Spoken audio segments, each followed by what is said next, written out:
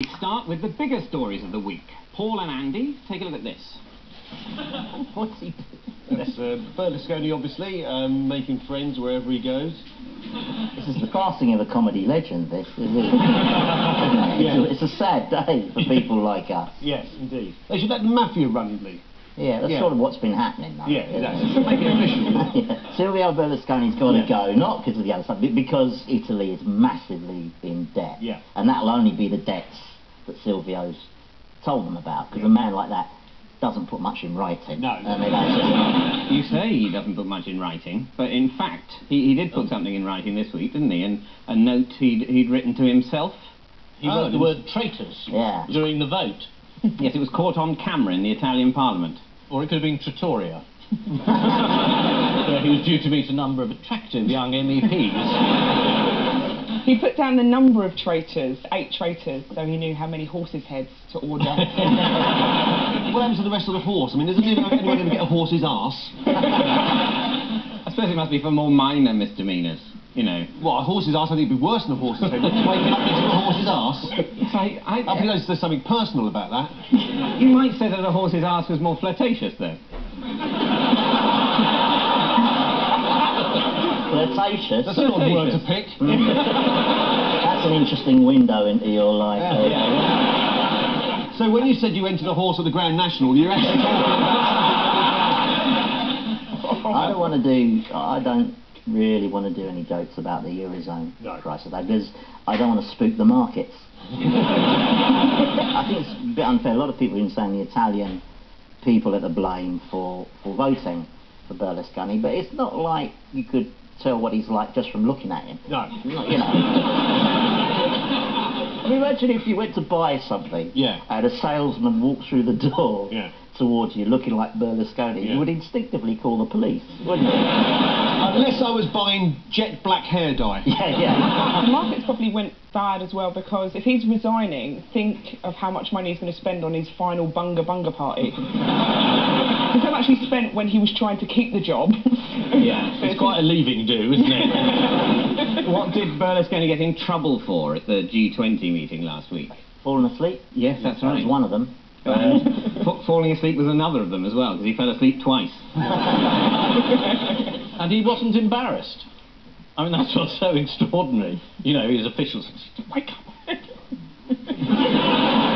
He didn't care. I mean, but he's not embarrassed by anything, is he? I mean, that's his secret, surely. I mean, wasn't that bit at the beginning, that little dance he was doing, he was impersonating a disabled person? Yeah. Well, that's someone who's not easily embarrassed, isn't it?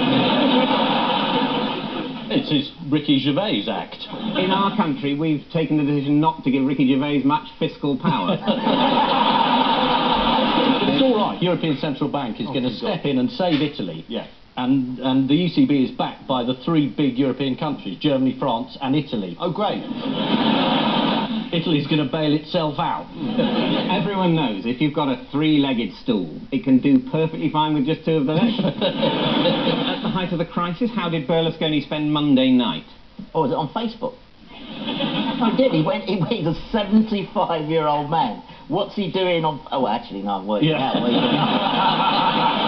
He announced that he wasn't going to resign on Facebook. Yeah. I think he updated his status to still Prime Minister or something. But that's not what he was doing on Monday night. Was he at home washing his hair? That takes quite a while. He doesn't need to be at home when that happened.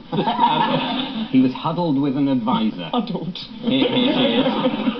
Well, she's advising him, clearly. You can see that. If you don't take your hands off me, I'm going to punch you in the face. And Berlusconi still, even though he's, will soon not be Prime Minister, he's going to be a busy man, I think, because he's still facing 3 court cases. Do you know what for? Corruption. Yeah. Fraud. And underage sex with belly dancers. Certainly it's sex with the underage. I don't think he certainly wasn't underage.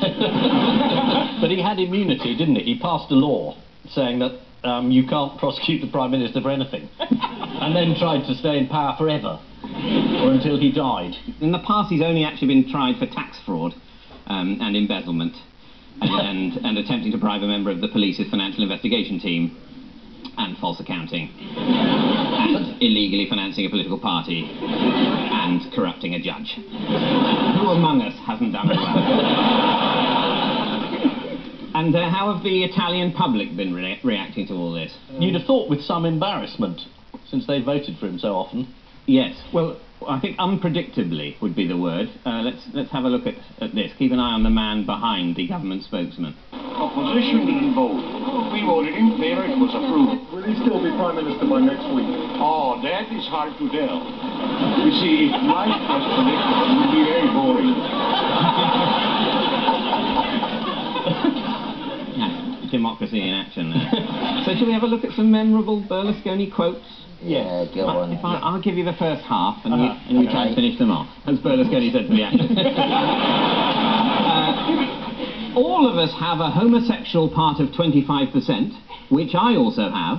The only thing is that after profound examination, I have discovered that mine is a lesbian. That's what he said. actually realised that the next one, I am, without doubt, in the entire history of the world, the person who has been most persecuted. That's absolutely right. The most persecuted. You think in a Catholic country like Italy, he might have thought of one other example. Well, he went on to that, didn't he? He said, I am the Jesus Christ of politics. Really? When I was elected, all the other European leaders said, Jesus Christ! And here's one from September this year. I'm getting out to take care of my own fucking business from somewhere else, so if you'd like to excuse me... Yeah. I'm just off. I'm leaving this shitty country, which I'm sick of. You stick that on your manifesto, you get elected. Meanwhile, what has Angela Merkel